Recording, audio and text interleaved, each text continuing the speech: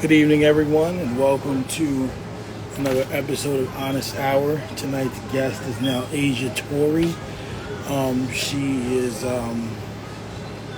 She's a young model, and there she is, young model, spiritual person, actress, so and a podcaster. So you know what? We're gonna get into all that, and I'm gonna bring her right up in here.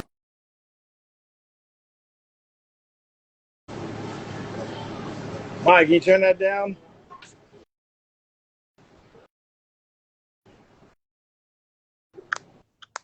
Hey Why, hello. guys, how we doing? What's going on? How you doing I'm today? good. Thank you for asking. I hope you're having a wonderful Sunday. Hi everybody. Yes, I'm trying here. I'm trying.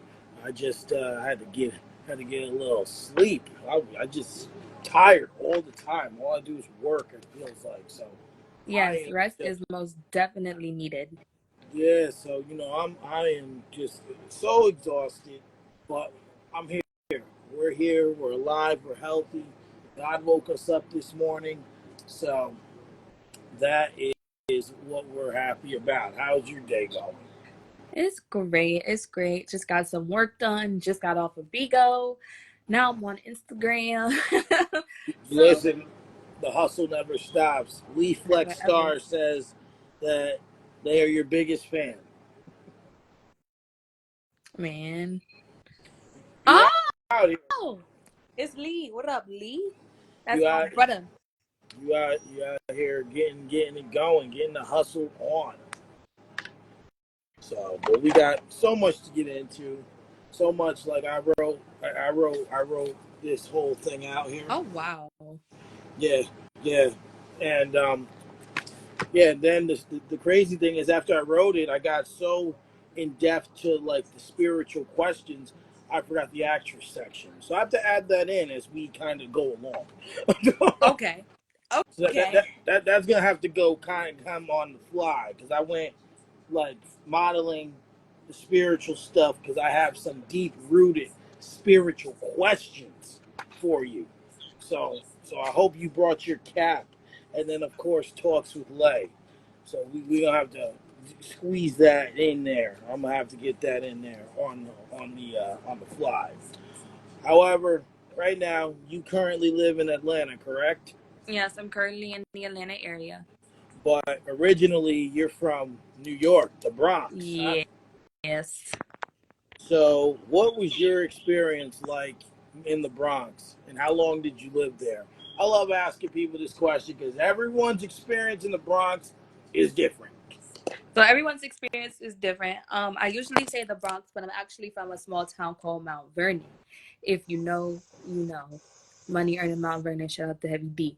So I put it on the Bronx because that's Mount Vernon and the Bronx connect. So if you Right. know, right up on 241st, that's where they connect. So you turn the corner and all of a sudden you're on 241st at the gas station. I lived in New York up until I was about 16, about 15 to 16 years old. I've been in Georgia for like 2 years. My experience growing up in the Bronx, I had a lot of family. My parents were very well known. Yeah, they went to school with people like Jada Kiss. My God, that is Snipe Life. SNYP. It's SNIPELYFE. Um, my mother, she was a model, so that's really how I got into it. That's how I got inquired into it. My first photo shoot, my older brother actually took me to. Hi D. My first photo shoot, my brother actually took me to. One Christmas, we got dressed up, and I remember because that was like. I was a freshman in high school and I started getting into makeup and stuff like that. And now actually looking back at those photos, it's like, ew, like I took them down because I was so terrible at makeup. It was so terrible. And my mother was like, fix, fix, fix. I was like, what do you mean fix it? It looks fine, mom. And I thought I was grown. I thought I knew what I was doing. And I totally didn't. And the camera will never lie. The camera will always catch you. So I keep those Absolutely, for memories. But um, yeah. man. Okay, so so that's how you really got into it. But aside from those things, like growing up when you were a kid, what were you into? What were your hobbies? Oh, I was a really creative kid. I liked art. I used to draw a lot. I have many sketchbooks. I always dipped my hand into something new. I was a theater kid. I was a part of about 2 to 3 productions. I played in Annie. I played in a play called Oklahoma. Um, what else? What else? I was always into like beauty.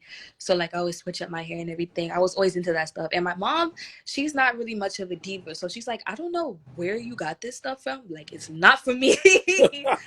So I always I always took the time. Like it's just always been me. I always took the time. Do your hair, get your nails done. That's one thing she told me.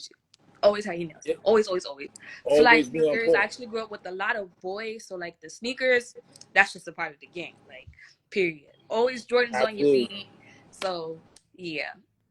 So that was the thing.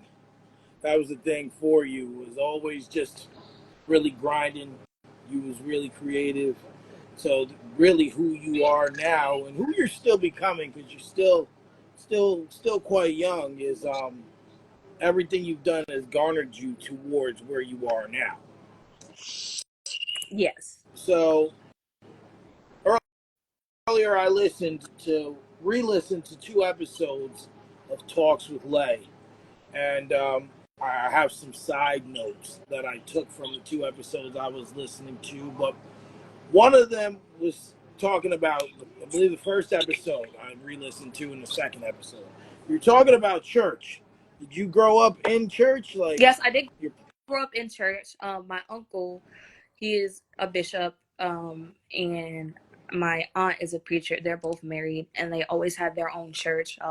Ever since I was little, I remember. I think it was Christ Love, Unity Baptist Church. My aunt owns a ministry called Stop the Bleeding. Um, so yeah. okay. And then what was your experience like? Cause like me, I was forced to go to church, and I hated it. I hated dressing up. I hated going on Sundays. It would kill my whole day. Like it's like I got school tomorrow. I'm not trying. I'm not trying to what you call it? I'm not trying to spend my whole day in church. Like, come on. Yeah, so it wasn't really like a bad experience for me. It wasn't like anything like I was forced upon, or like it wasn't like I didn't want to go, like, or anything like that. Um I just remember like going, and really I've always had a really close, strong connection. My mom, the women in my family have always had a thing with like prophecies, and you could just give them like one look in the eyes and they'll read you down. And my mom could know something that I haven't even said a word about, and I'd be like, you know what, mommy, I'm done with this conversation. I'm done talking to you because I didn't even say anything. So I've always really been like connected, and it's just in a different way. There's no one way or right way to praise God. You don't have to be under a church roof to praise God. You Right. don't have to own your relationship the same as everybody. Just because you praise differently does not mean that you're doing something evil, or you're practicing something evil, or because you give recognition in a different way does not mean that it's devilish.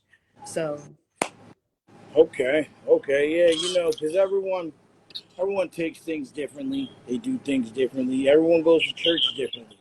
mhm. I think my thing with church was I had an uncle. He died like 12 years ago now. He was only 53, died from cancer. And what I know, but like he used to do church out of his house.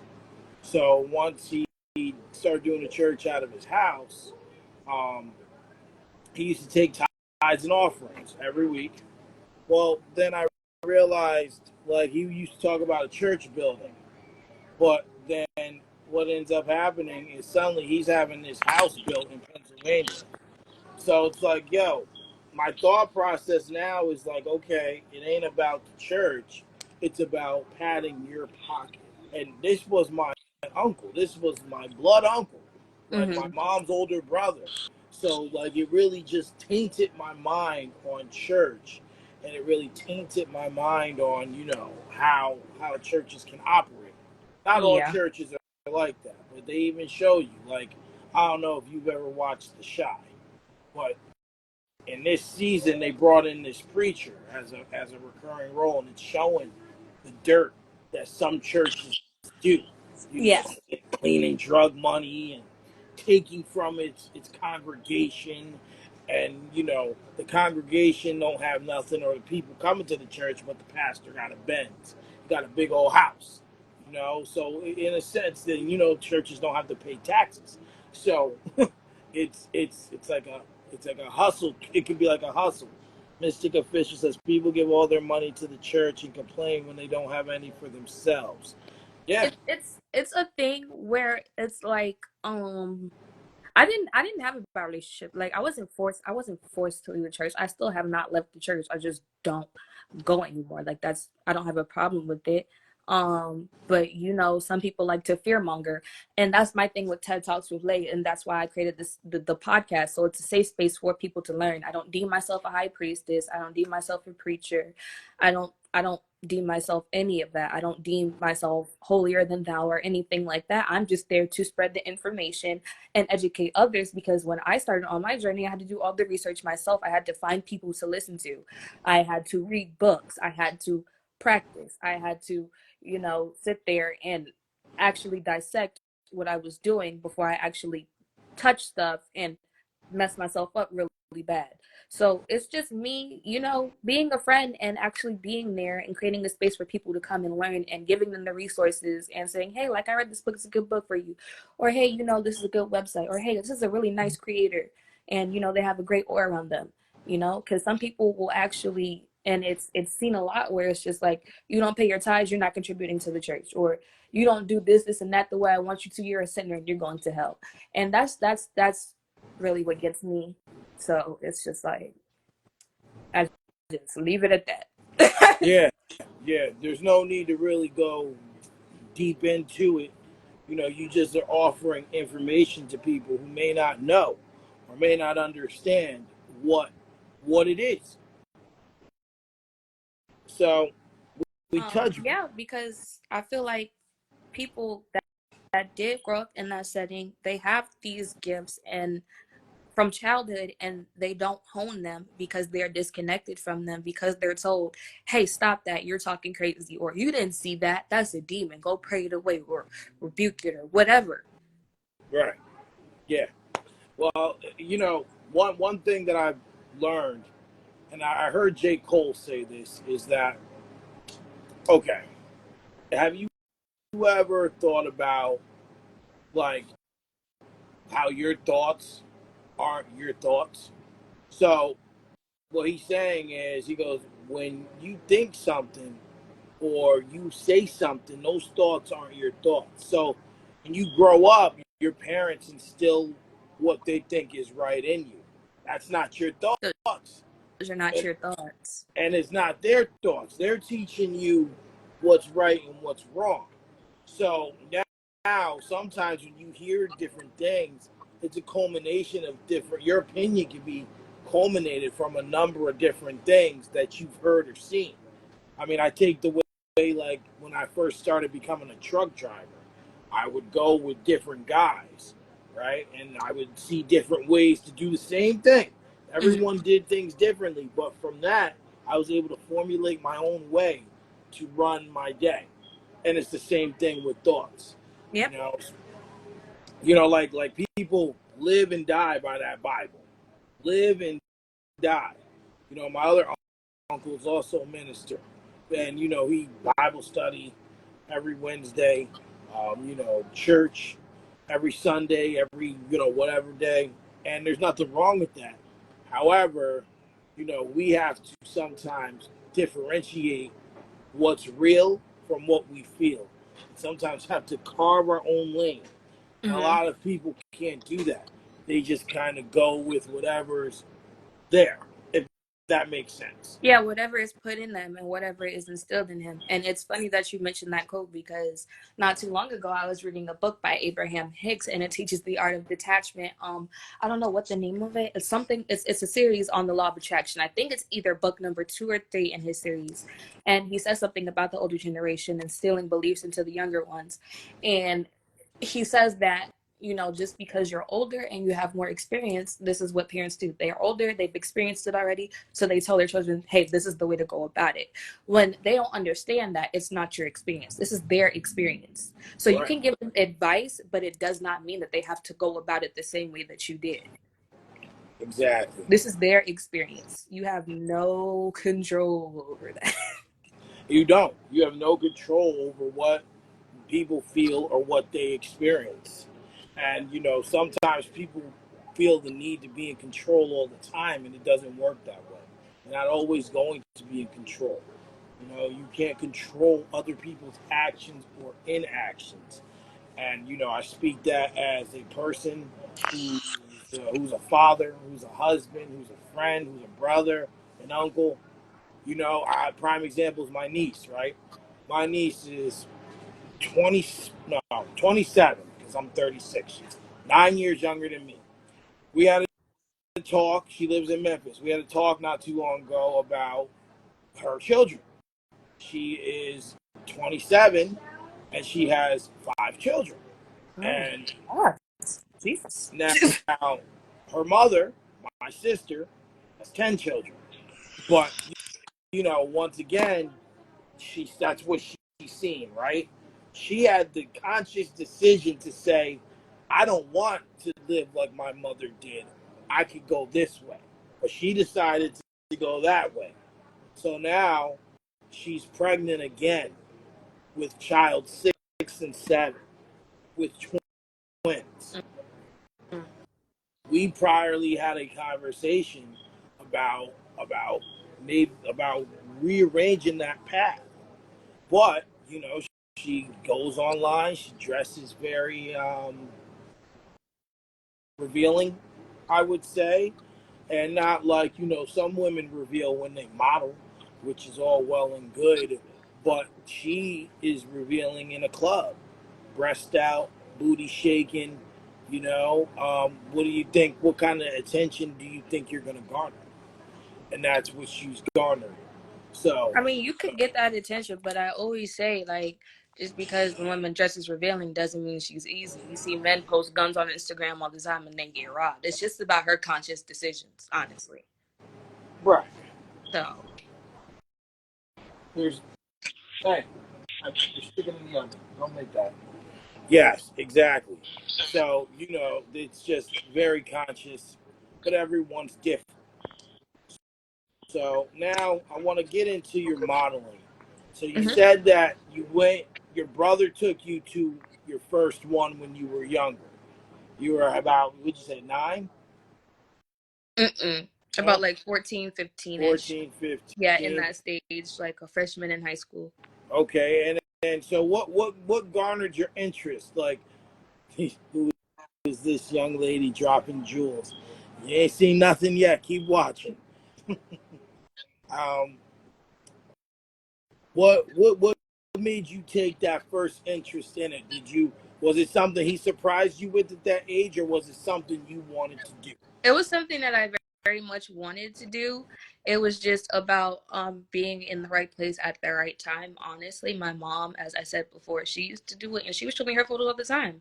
And it was like something that just like enamored me and I was just so interested in it. And he took me to my first one and it felt great and I wanted to keep doing it and doing it and doing it again.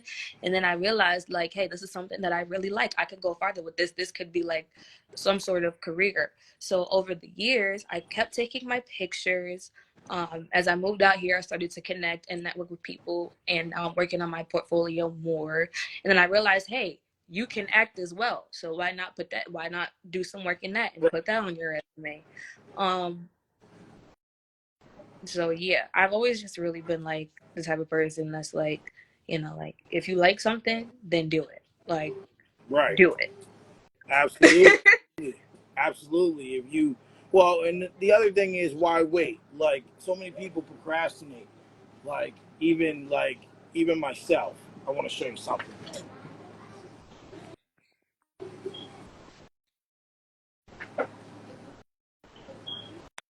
So this year I took a different approach myself. This is my vision board. I know you can't really read it. This is my vision board for 2024, and I haven't. I've did at least stuck my foot in 90% of this, meaning I've at least started it. There's two big things I want to do that are a little time consuming, which is why I haven't started them. Which one is learning how to cut hair. Um, that's really going to take some time off of the plate, and I'm trying to get my endorsements added to my commercials driver's license. Doesn't really take time. It's just I got to make an appointment, DMV. It's just a mess. But the point I'm making is you have to sometimes just say, I'm going to do it. Let's Just just take a do it. step forward, not worrying about where you're going to start. Just take the step forward. And that's the biggest thing for a lot of people. They worry about the when, where, and how am I going to do it, and who's going to help me do this, and how. Just put your foot in the water first. It's Yes, not going to all come to you automatically. It's not going to all fall in your lap. It's not going to be easy, but you should at least be taking baby steps. absolutely. Absolutely. So you just have to really figure out what works, right? Mm-hmm.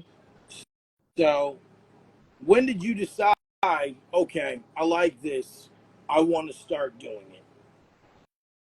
Around that same age, that same gap, around like 14 to 17, I was just in school and I was very young and I was focused on my books. And when they're in school, people are pushing college, college, college, college, college. Where are you going to go? What are you going to do? What are you going to get a degree in? And then I got out of school and I decided this is something that I'm actually passionate about. So I'm going to invest and I'm going to push myself forward out there because I know that this is something that I can do. Right. People are so scared when they first get out of school. They're like, what am I going to do? And they end up going to school and they're not really happy. And 90% of the time, they don't even get a job in what they earned a degree in. So it's just like, if I'm going to invest all that money, I'm going to invest into something that I actually want to do and that I know I can do. Absolutely. Absolutely. And when you do that, when you have an interest in it and you actually want to do that, that's different than just a job. Like people go to college, to your point, and then it's just like after 4 years or after 6 years, they don't have anything to show for it. It's like, well, what'd you do? Why'd you go to college if you got nothing to show for it? So, And, I'm not saying like don't go to school. Obviously, get your education. Education is important. But we see a cycle as to where you go to school, you get a job, and then you're constantly stuck on this hamster wheel for the rest of your life because you're unhappy with what you're doing. So, and you're paying student loans on top of it. so Like, like for me, my stepdaughter's about to embark on college starting at the end of next month. Now, my wife gets mad because she's like, well, it sounds like you're talking her out of it. I'm like, but where's the upside in it?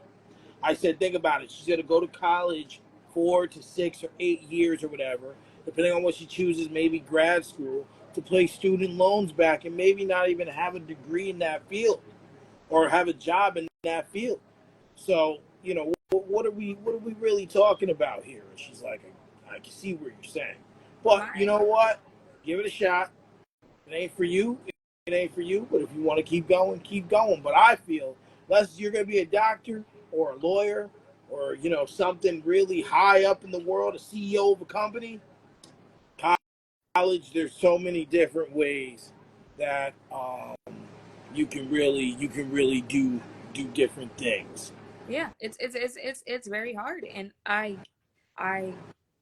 give recognition and I praise the people who go through that because I know that it's very stressful those 2 or 4 years or however long that you're there. The acclimates are nice to What's have, up, but the Shanti?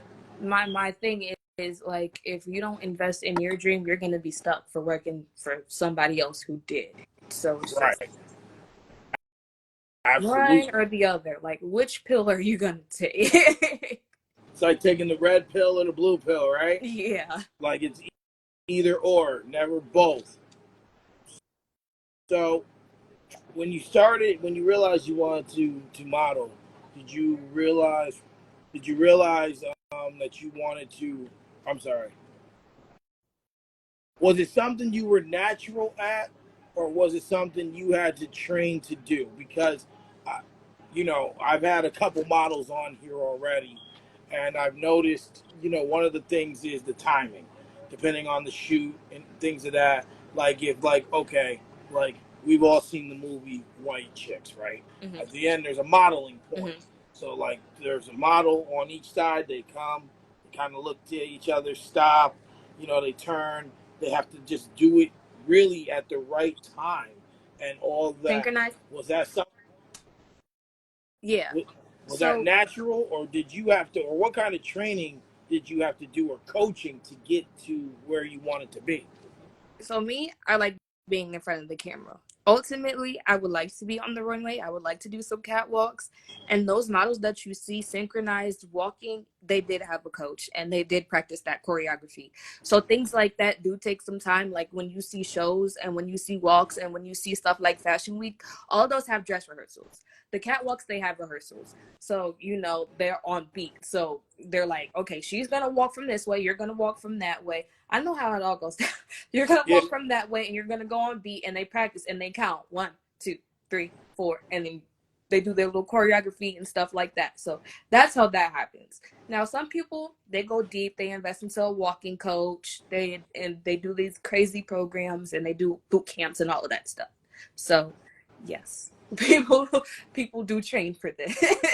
yeah, You it's don't not just sit and nothing. look pretty. Yeah, not nothing where it's just like, okay, we're gonna do this, and you're gonna do that, you know, because it's not really something that is natural. That can be natural. Could be for some to a degree, but there is structure to each show. Yes. You gotta have structure. AR, what's going on? You gotta have structure, and you gotta be able to structure yourself and everything that you're doing through each show. Yes. So, well, hold on. What are some of the things that, or what are some of the things that models have to do in order to model? Like, meaning, is there a certain diet you have to have, or is there certain places you shouldn't be, or certain things that you shouldn't do, or things you should stay away from? What are some of the things outside of the actual modeling that makes modeling difficult? So I wouldn't say it's too difficult, not for me, because maybe because my name is not. I'm humble. My name is not plastered where I want it to be yet, so I can get away with some things. Like sometimes I can be a bad cookie. Sometimes. Yeah. So yeah, there's when you have a brand and your brand is your name, there's some things that you just can't associate yourself with, like not being outrageous in public, or certain stuff to that degree. More so, you have to watch who you're around when your name is your brand. So I'm very picky where I am and what place I'm in at what time, what I do on my social media. Some of the stigmas actually used to be like overweight. You can be curvy or plus size. We've seen that go away. um Somebody told me that if I wanted to catwalk, I couldn't have tattoos. That's out of the picture. There's famous models with tattoos everywhere. I have one tattoo on my arm, and I was told if you want to walk the runway, you cannot have that tattoo on your arm. That stigma is gone. It might be a little bit harder for you to book work if you're covered up, yeah, because some people want a certain look. But now with different like agents and stuff like that, and people looking to book for different looks and different aesthetics and stuff like that, avenues open up for you. Um, you know, yeah, like there's not really too much, you might have to endure a little pain, like your heels might be a little too high and they might have a little too much of an arch on them, or you go through certain things like wardrobe malfunctions, or but I haven't experienced anything crazy like having to lose 10 pounds just so I can fit into a dress or anything like that. So Oh, yeah, like that's the things that you're like, wait a minute, I gotta do what? now if the my thing is, I I told myself and I promised myself, never am I ever going to sell myself out. So if it's something that makes me uncomfortable or something that I just don't see myself doing or something that's not in my avenue, I'm not going to accept that work just because I'm being greedy and just because I want the money. Right. Yeah, you don't want to have it just to take it. You don't want to have to lower your standard of who you are for the dollar bill. Be that as it may, tell me a challenge you have had during your modeling tenure. Hmm. The hardest thing was my move Your because what? my move, like Okay. moving from New York to Atlanta. They say Atlanta is the Black Hollywood, right? But modeling wise, like people come to Atlanta for music. Black artists Mm-hmm. come to Atlanta for music. Atlanta, they have work, but it's like you got to search, and dig, and dig, and dig, anywhere. But New York, there's more where you get more Yeah. avenues. Yeah.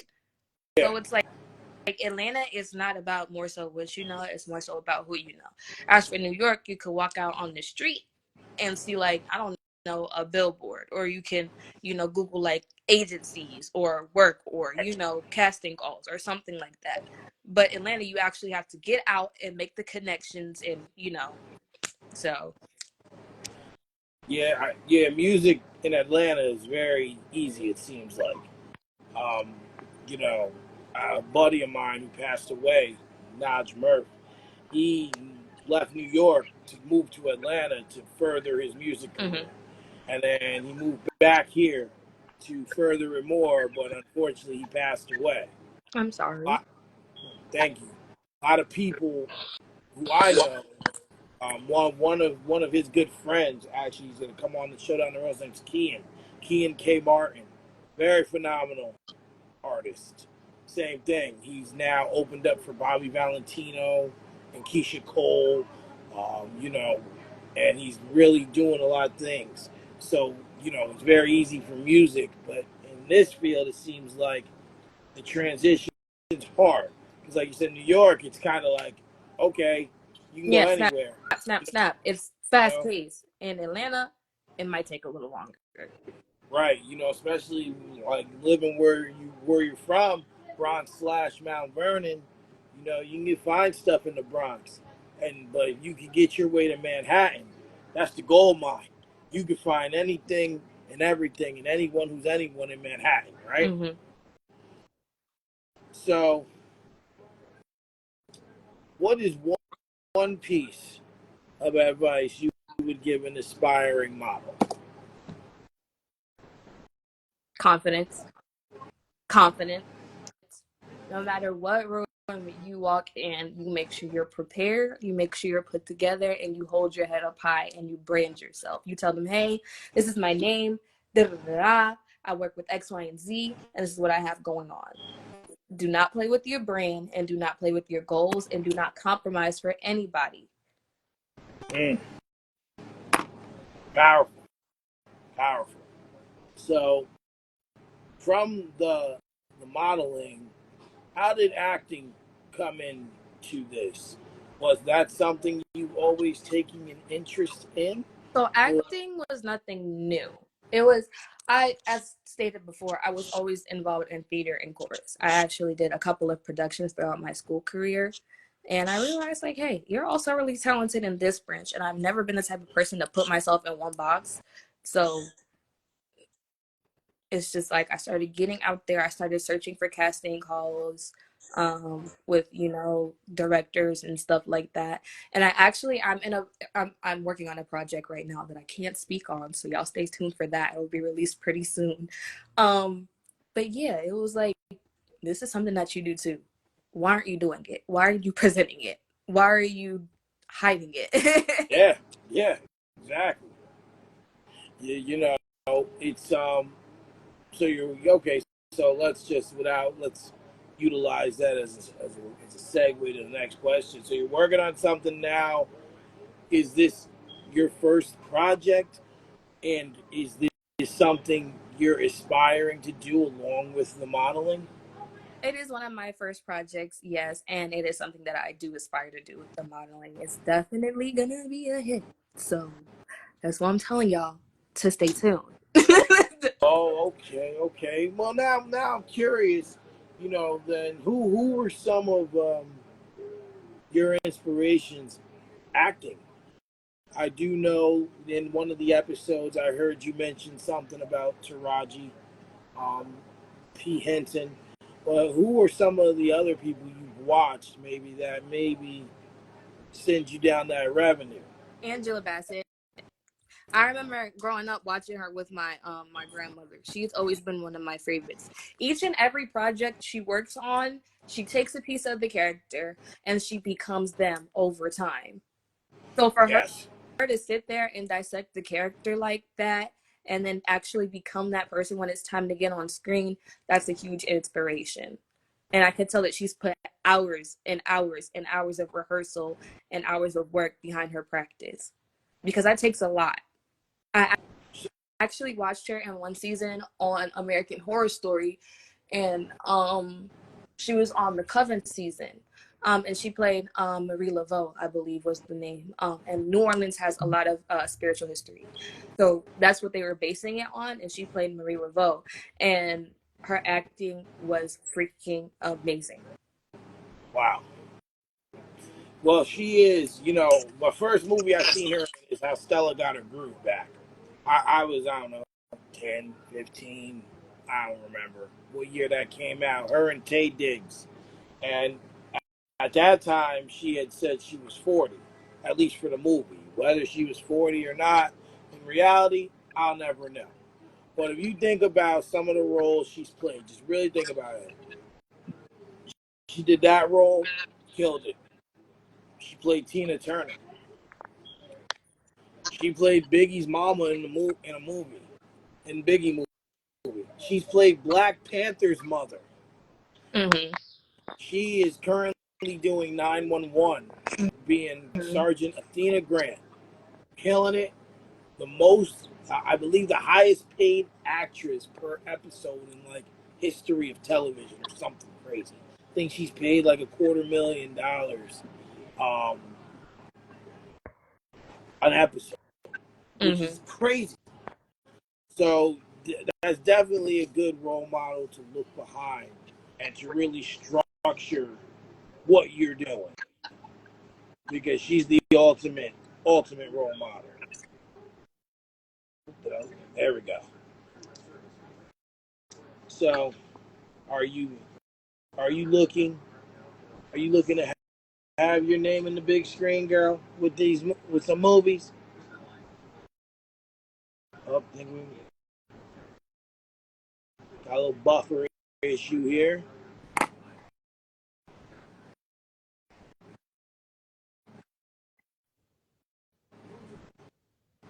Are we good? I think so now. Okay. There we go. Well, Okay, good. I think we're all right. Okay. So, wow. I want to talk about your spirituality, and it's very, so one of those episodes I seen you talk about or heard you talk about. You started your spiritual journey in 2019 after a breakup. That began your healing process. So I want you to talk about that a little bit, and I also would like to know how do you define spirituality and how does it manifest within you daily? Okay. So it was around 2019, and this is when COVID first started happening. And I had a, I had written it on my business page. It was called The Pretty Empath. We're currently in the process of rebranding as a whole because I used to own a business. It was called The Pretty Empath. I had a metaphysical shop, and I used to make handmade waist beads, intention oils, do tarot readings, and all of that good stuff. But right now, I'm in the middle of actually taking it because that's my baby. That's what I first started doing when I got out of high school.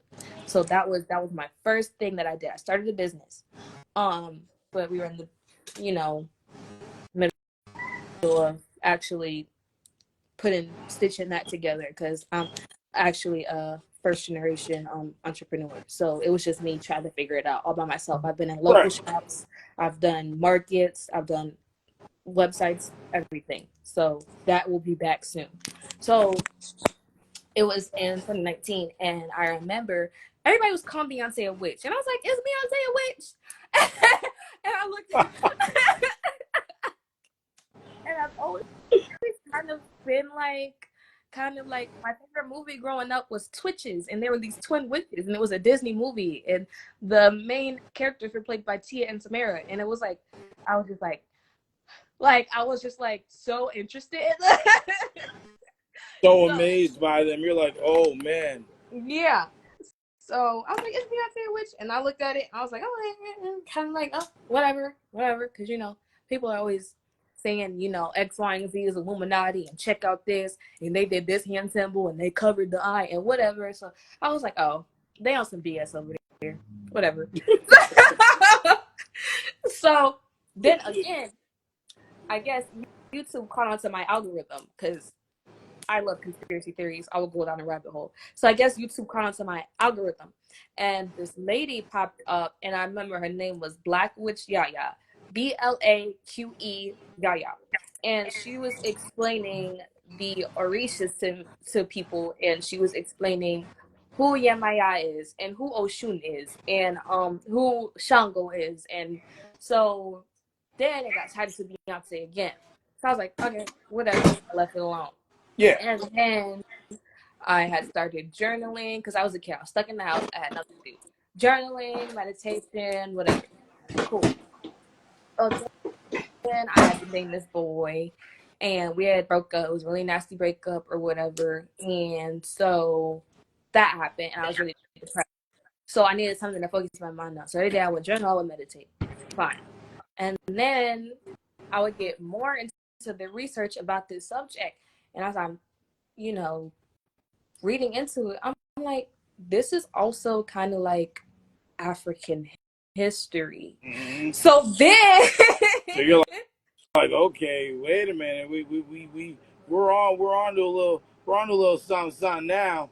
yeah. So then I start reading these books, and one book that I have, and one book that I've always kept by me, it's been with me for years. Actually, the spine is cracked because I read the book front to back, back to front. It's the Yoruba Book of Religion. Hi, Jazzy.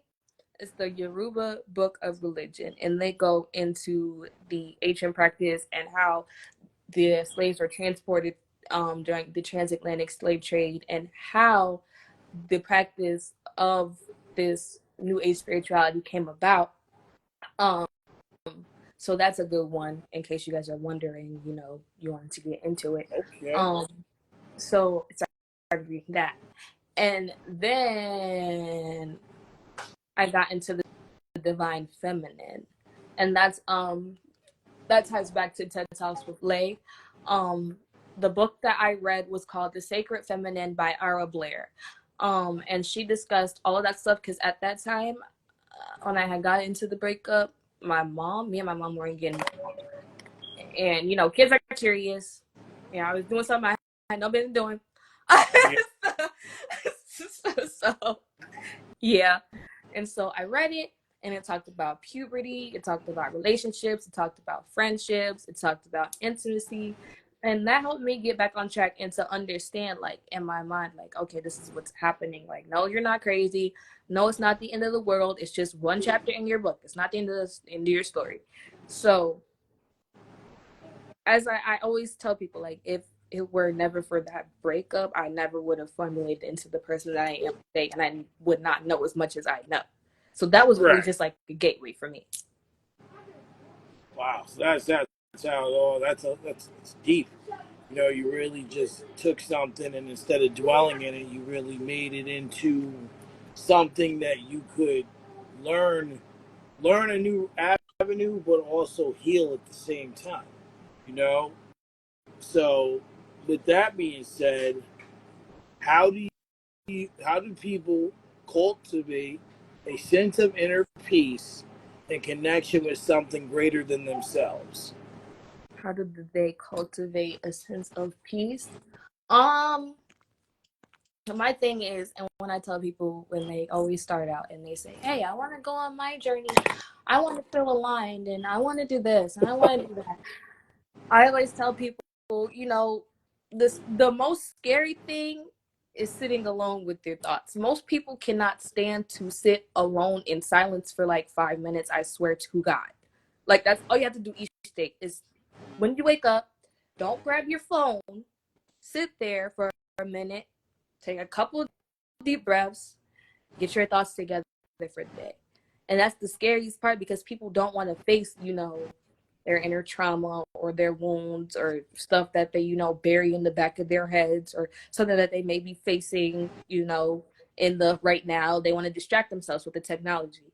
So Right. my thing is, first you have to be able to sit there with yourself before you can move along and do any type of, whatever magic or whatever you think that you're going to get into. People think that just happens overnight. Like Yeah. it's just a thing that can just happen. Don't work that way. It don't Sorry work to tell you. that.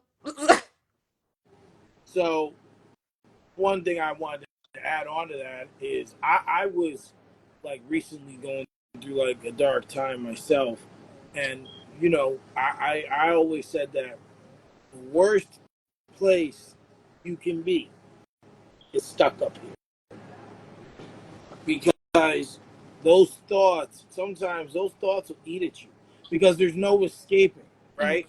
Like whatever's in your mind for whatever reason, that is stuck there. It's embedded. There's no, oh, I can break out of this.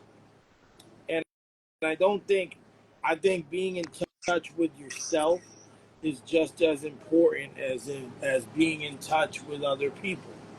So, I think we as people have to really start talking to one another and to ourselves and being real with ourselves. Mhm.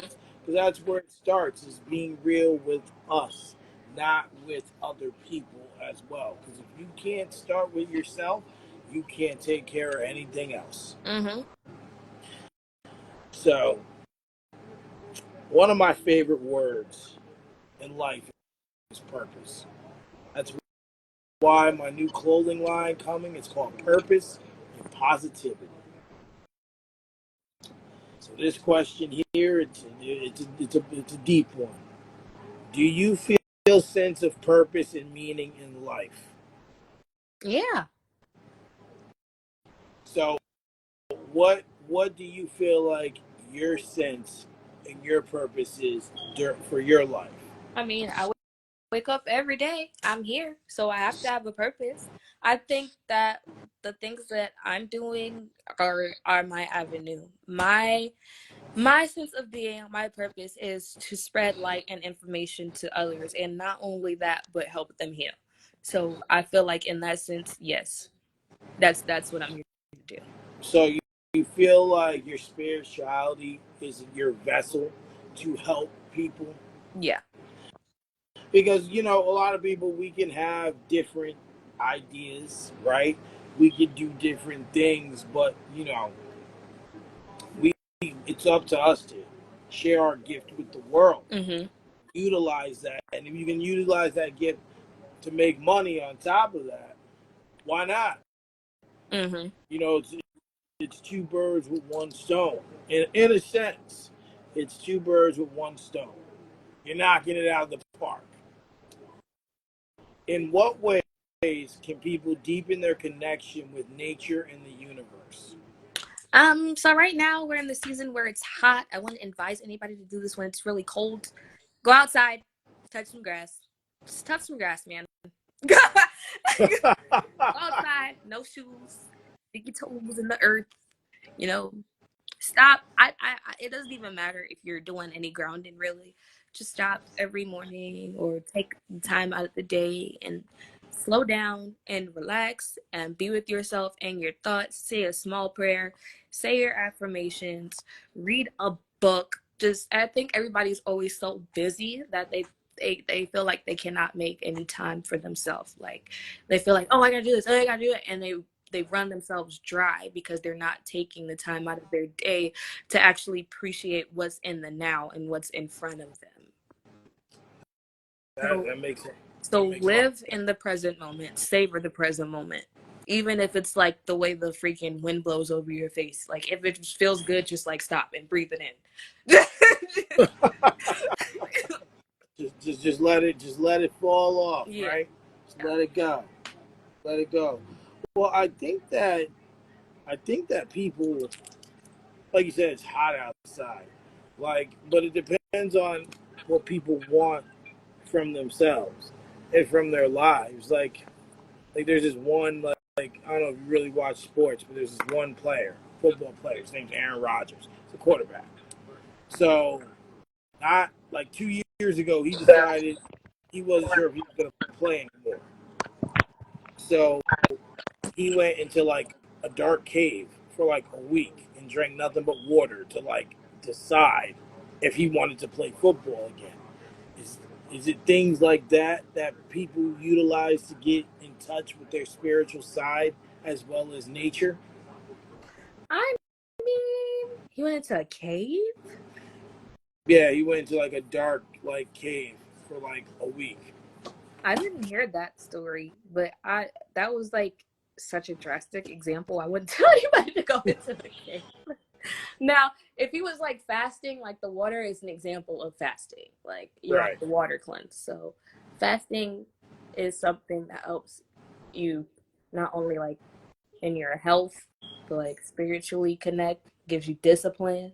So sometimes, yes, that can be a way of connection. Now I don't know That's. about the cave. I don't know who told him to go in the cave. I said, y'all, But stay. I'm black. I'm not going in no damn cave. here's the crazy thing. It's not the first time he's done it. Like he's done it like two other times. Like just gone into some cave. I'm like, I don't know about that, bro. Like you on your own. I ain't going in no cave either. You don't know what's in there or nothing. You just know I go in there and see a bear, I'm out. But he gonna get to me before I can get away. Real talk. How has your understanding of spirituality evolved through your life? A lot. Like I said at first, I was in church and I thought, you have to go to church, you have to have a pastor to teach you the word, you have to pray, you have to pay your tithes and all of that stuff. To now, where I'm actually learning history at the same time as connecting myself more personally with God and praying every day and journaling and, having a more personal connection, a deeper connection. Now that I know, like, you can facilitate that on your own. You don't have to go in the building. You don't have to pay people to teach you. You know, here's your Bible, here are your books, meditate, whatever. Well, I think also people overthink things, right? Mm-hmm. So instead of just saying keeping it being so simple, they have to complicate it. They have to make it harder, make it more difficult. Excuse me, because you don't need those things necessarily. Sometimes self learning is the best learning, and we have to teach ourselves as long and utilize guidance sometimes from other people instead of utilizing a teacher. And I don't think people have that barrier or understanding to self teach things like, or even if you look at something like you get it, like I had one guy on here, he started a cleaning business, right? Mm-hmm. All right. And I was like, so where'd you get this idea? He goes, I seen something on TikTok. I seen someone doing it on TikTok, and I said, "Oh, I can do that, and I can do it better than that guy." And within a week, maybe 2 weeks, he bought the equipment, and a week after that, he had a business, an LLC, and he was ready for business. He's ready to go. So so I think that comparing, it's the same thing. You have to teach yourself those other things. It's just like people teach themselves to do whatever they're doing. You have to teach yourself that spiritual side as well to get understanding and connection to it. Uh, what advice do you have for someone seeking to deepen? Hold on, to deepen their spiritual practice and connection. Like I said before, a lot of time, a lot of research, a lot of self-discipline. The thing is, like, okay, I have an altar. I have an altar for my ancestors. It's as simple as a bowl of water and a white candle. A bowl of water and a white candle. It could be a 7-day candle. It could be a tea light candle. Every day I stop there and I pray and I acknowledge them and I say hey and I say thank you for all the blessings that they bestowed upon me. I keep their water bowl full. And I spend time with them. So it's dedication and it's also self-discipline because the day is busy. I wake up, I still work, I do Bigo, I model. Out of all those things that I have in the day, I still find a nook or a cranny of time, even if it's just like 5 minutes. So you have to have self-discipline and you have to have consistency. And that's with everything that you do in life. Consistency is key. It's very key to what people do and people put forward, and it's important. I say that because when you're consistent, one of my favorite lines by Common is he said in the song, "No hustle, no progress. If you ain't hustling, you ain't gonna see no progress. At all. You ain't gonna see no uplift. You're going to see a down, not a downlift, a downward spiral of ways, right? Mm-hmm. So it's very important. Thank you, TT. So it's She does very important my that nails, guys. it's beauty. It's Beauty Co. here. LTN Beauty Co. Oh, it's LTN Beauty Co. She is Okay, wonderful. She is so talented. she killed. She killed it. Got to kill it. Got to. And you're providing some exposure for her. So I want to talk about as I get to the latter part here is you know tarot card readings. You say you do those as well. Mm-hmm. Now that's a part of spirituality I don't really understand. Mm-hmm. Is what like are they like psychic readings? So, no, and this is what I get into with everybody. There's a difference between fortune telling and divination. Fortune telling is saying that this is going to take place at this time, this is who's going to be there, and this is where. I use tarot cards for divination. So, I give you what it is at the moment, what you could be feeling, what could possibly be happening, and what your options are. I do not set people's futures in stone. So that's the difference. Divination gives you free will. Fortune telling sets it in stone. I would say fortune Okay. telling is kind of bullshit, but whatever. But there are people who actually like believe that, like Miss Cleo stuff. Like, you know what I'm saying? Like, people believe that. You know how much, she's. How many people probably called her back in the day? Like, she was well known as a fortune teller, and there's still people out there who are fortune telling. Like, I mean, it's more so because there's a law of mentalism, right? yeah, And this is what y'all don't get. People will use their spirituality to manipulate and trick, and they're money hungry. So the thing is that they will tell you that this will happen. And these people practicing this practice know that your mind is a stick shift.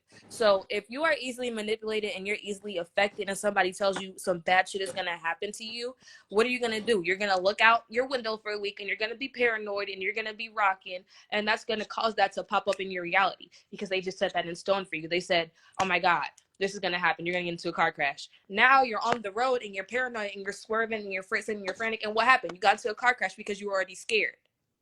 yeah, yeah. Whereas You got, I could say, don't go on I-85, or, take a different route, or, this might possibly happen. So now you have a free will. Do I go on I-85 because that's the way I get to work not yesterday, every day? Or do I take the longer way to work today because I have to be cautious? Now you have a choice. right. Was that a clearer Yeah, example? most definitely. Versus, okay, one versus the other. Because people just people really take some of that stuff to heart. Like, even now, like it's just like they believe that, and it's like you said, it's bullshit. It's a hoax. It's a money grab. If anyone who can grab money like that, I give them their credit. But there's a better way to make money than that, Mm. right? So, talk to me a little bit about you doing makeup school and your healing products on the way, and how have they helped your journey? I am actually in the process of becoming. I'm not only in school for makeup. I'm in school for skincare, so I can become an esthetician as well as do makeup because that's one thing that I'm passionate about. I go online because I am a busy lady. So Absolutely, you're all over also, the place. I swear to God, during school, like I was the worst at paying attention in class. So it's just like now I can do it on my own pace and when Your I own leisure. that I'm going to actually sit down and pay attention because I can't. I'm an Aries. I can't pay attention to one thing at a time. And my products, as I said before, we're in the process of rebranding and remarketing. So when everything is to the point where I get it like just right and I know, because now I have more experience and now I've sat back and I watched more and I've learned more in aspects of me as a person, as a brand. So now I can take what I've learned and apply that to my products. Mm, So it's coming okay, through time. okay. Listen, everything's a process, and it's slowly but surely. It's nothing that you're going to get done overnight. It's nothing that's going to be done right away. But when you get there, no matter how you get there, you're going to be thankful of the journey you took and the payoff that you'll see. Whether that payoff is monetary or whether it's just from the enjoyment of doing what you love to do. Which brings me down to our final talking point, something which is talks with Lay. TED Talks Lay. So for you, there's a real positive energy that I get I get from listening to it. Where did the idea of Talks from Lay come from? So in the first episode, I explained that I was writing blog posts every week. And it's only me. It's still only me running Be Pretty Impact. So that's currently why we're taking our time because when entrepreneurs say we really mean I. So Mhm.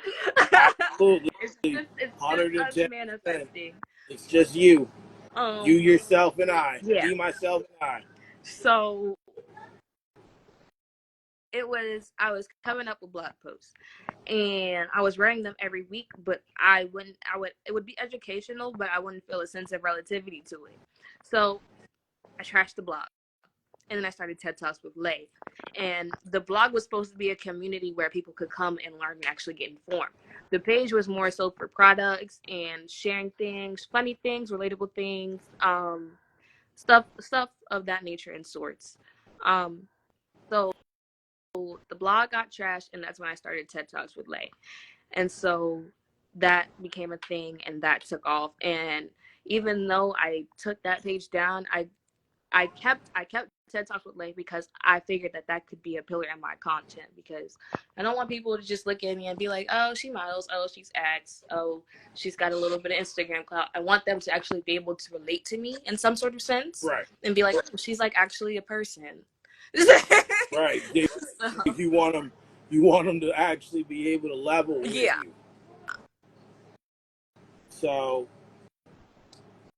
so what is your goal with doing this podcasting as well? Like, I understand you want people to level with you, but the second episode you were taking in questions and giving people advice. So, what is the thing that's going to push forth the force behind this podcast? Hmm. I think as long as people keep tuning in and I can, get it to where people feel comfortable, as you said, the second episode, asking their questions, and people feel like, this is a place that I can go to where, somebody understands me. And, hey, I'm not just the only one thinking that, like, hey, she said what I was thinking. So, Yeah, Oh man. as long as we keep it organic and genuine and we don't turn it into like some, not to like bash anybody out there, but like black man versus black woman podcast, cough cough. As long as we don't Oh no, we can't have as that. long as we, because there's a bunch of people out here like, I like your podcast because you actually talk about something. You're Right. actually, you know what you want to talk about, and you bring your guests on and you ask them about them and you know what they're doing and what they're up to, and you I spread a appreciate message. And there's a lot of people who can have a podcast and they can just blurt bullshit out all day. Just because you have a mic does not mean you have to use it. it. I say that all the time.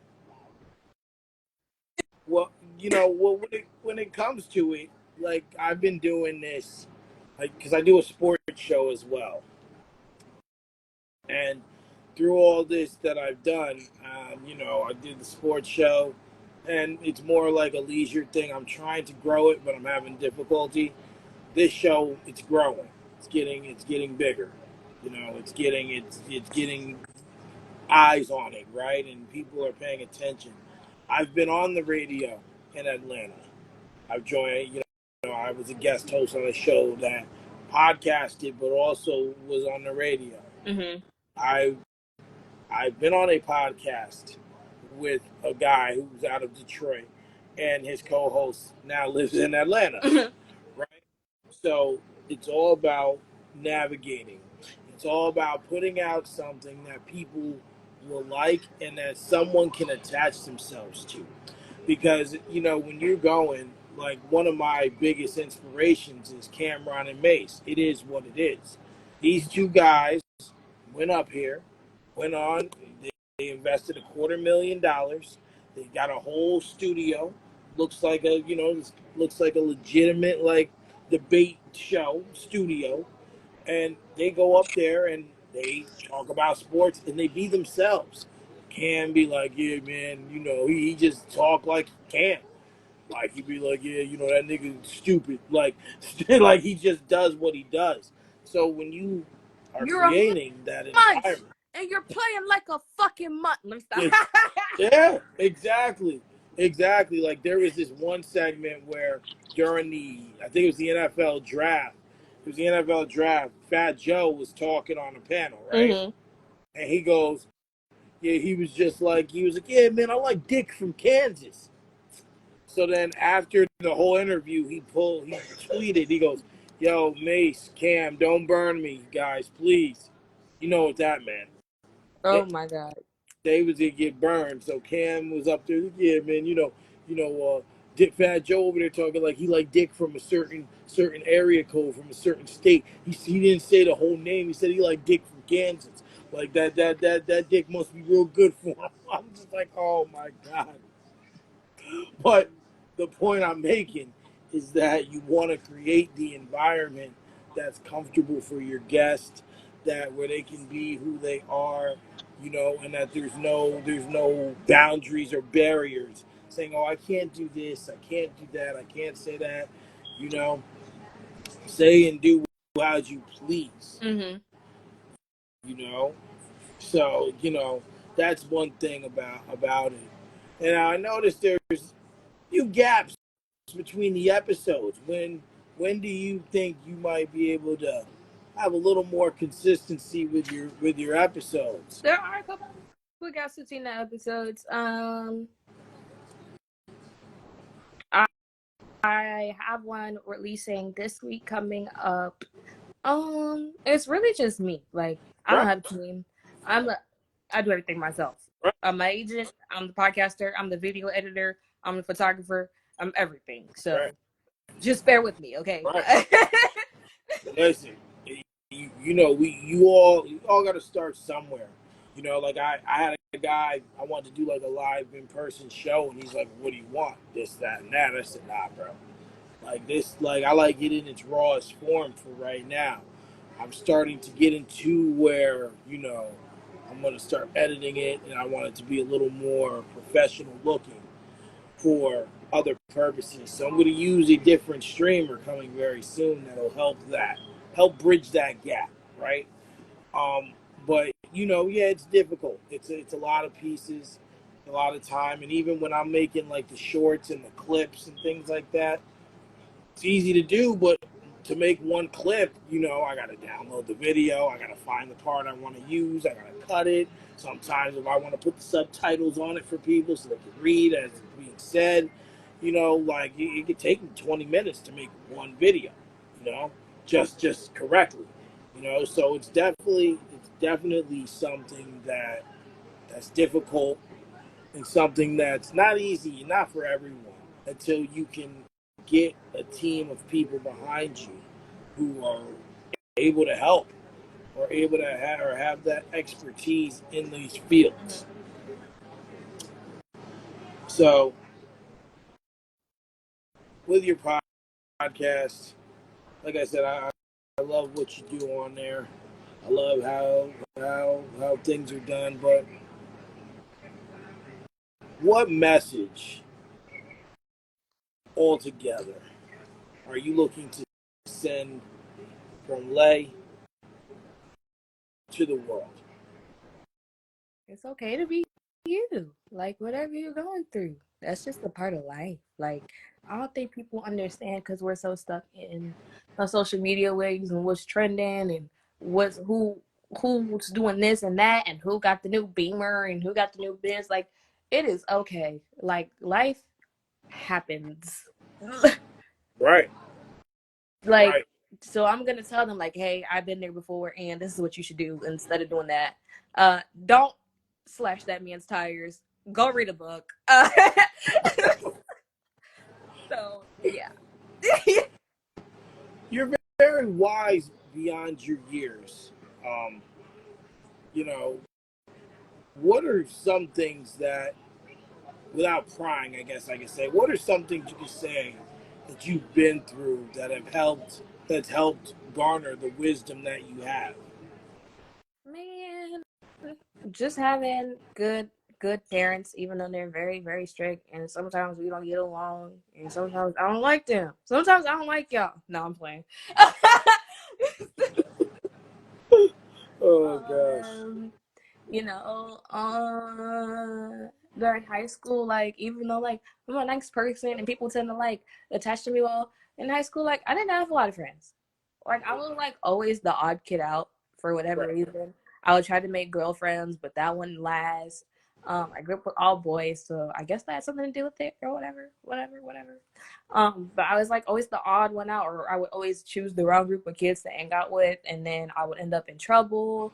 Um, just certain things like that, like growing up, not being like well off, I started working, um, just wanting better for myself and just seeing the ultimate end goal of where I want to be and having people around me that actually cared and catered to me and, poured into me.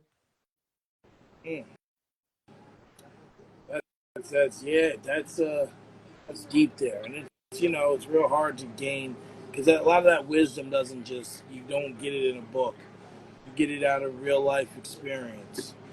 So, with you talking about life, what is the ultimate goal with your life? Where do you want to see your life go? Where do you want to be at the end of all this work you're putting in? Where do you want to be? Honestly, I just want to be able to do what I do so much that like I don't have to like worry about anything else. Even if I'm like not like a millionaire, even if I'm not like a billionaire, even if I'm not like plastered on a magazine, I would just like to live in my purpose, honestly. Mm, perfectly worded. Living in the purpose. I love the sound of that. So now I end every episode with what I call a positive ending message. But before I get to that, I want you to tell anyone who's watching this now or who's going to watch this later, if they want to find you, follow you, where can they? What are your handles to find you? All right. Alrighty. So you can always find me on Instagram at Nilaysia Torrey. That is Nilaysia Torrey. Torrey. I'm also on Bigo at the same tag. You can also find me on Spotify. It's linked in my Instagram. The podcast is obviously called TED Talks with Lay. We have a couple of episodes out, and I'm planning to release more. So there's way more to come. And yeah. Beautiful. And now is our positive ending message, something uplifting, even though you dropped a lot of gems and uplifting through this interview. What is something you would say from yourself to the people that's positive and uplifting? You know what? Y'all gonna laugh. But every day I wake up and I look in the mirror and I say, don't let a crackhead out hustle you today. And I swear to God.